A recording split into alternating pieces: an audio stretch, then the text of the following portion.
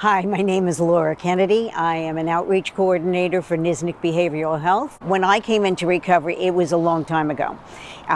It's almost 30 years now that I hit my bottom. And I had hit numerous bottoms till it was my time. And for me, people encouraged me. They said, if I did it, you can do it. You just have to make a decision. The same way as you make a decision to use a drink or a drug, you need to make a decision not to use a drink or a drug and to try and improve your life. Like, seek a higher level. This isn't what God put you on this planet for. He didn't put you on this planet to be a thief or to be a criminal or to be a bad person. He put you on this earth to thrive and to help others. And I didn't believe them at first, but I kept on following their lead, and eventually I started to believe.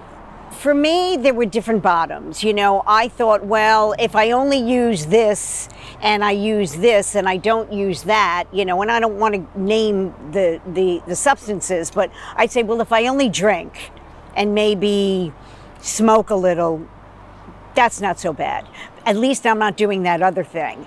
And the disease, it was actually like a conversation in my head that would say, oh yeah, that's a good idea. That's a really great idea. Don't use that other stuff, because if you do, it could really, you know that always takes you in the wrong track. So I would have these conversations within my own head, and I call it my disease. My disease would say, great idea, you lost some weight, you really look good, and it's not so bad. Oh, you lost a job and you lost your relationship, but you know what? You'll find another. And it just kept on taking me to different places. It was a thing when I had a job and I was able to show up, I thought it was okay, but there was something still inside of me calling me on a regular basis. And it would be, okay, I'd wake up every day saying, I'm not going to use today, and I just couldn't make it through the day. And there were incredible bottoms. I mean, there were times when, like I said, relationships would end. I would lose jobs. I would lose relationships. I could get busted and go to jail. And I could go to treatment and get out of treatment and say everything that I thought I was supposed to say, but didn't really truly believe it inside. I would just mimic and say what I thought I was supposed to say, but did not feel it and live it. And it took a while. And jail didn't do it, the streets didn't do it. I mean, I could go on to the list of things that just didn't do it.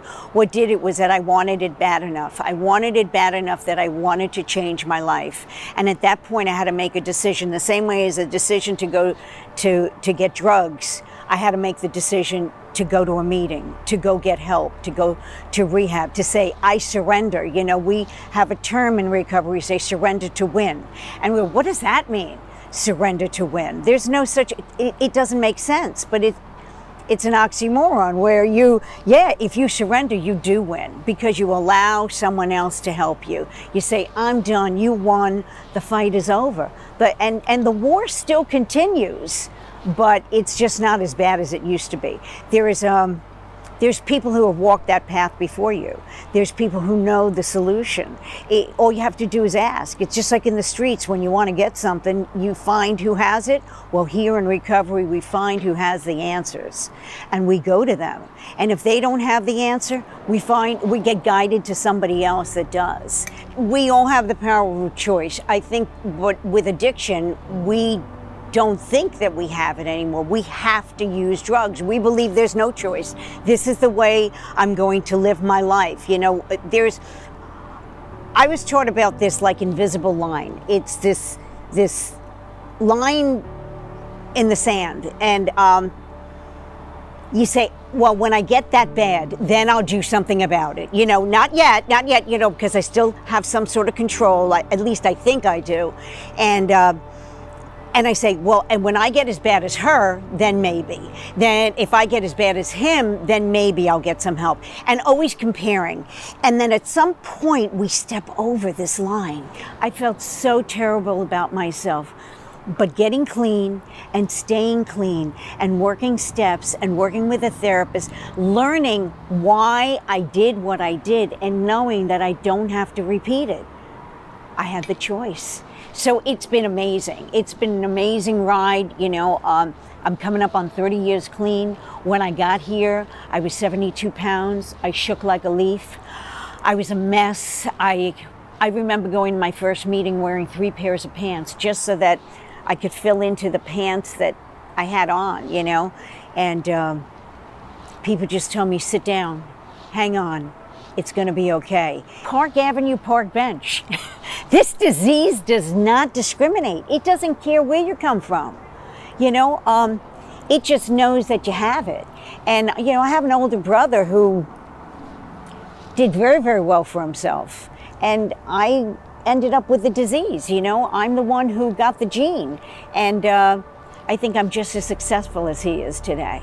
Because what I get internally from helping another human being, this was all God's plan from the beginning. I just had no idea.